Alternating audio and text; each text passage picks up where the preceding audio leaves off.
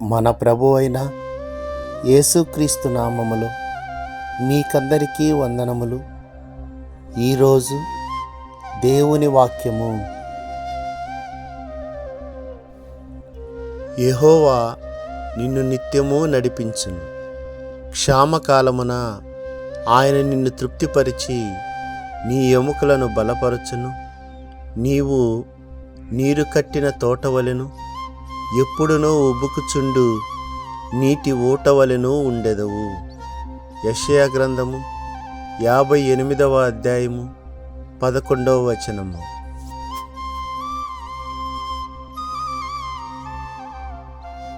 ఈ దినము దేవుని కృప మనకందరికీ తోడై ఉండును గాక. ఆమేన్.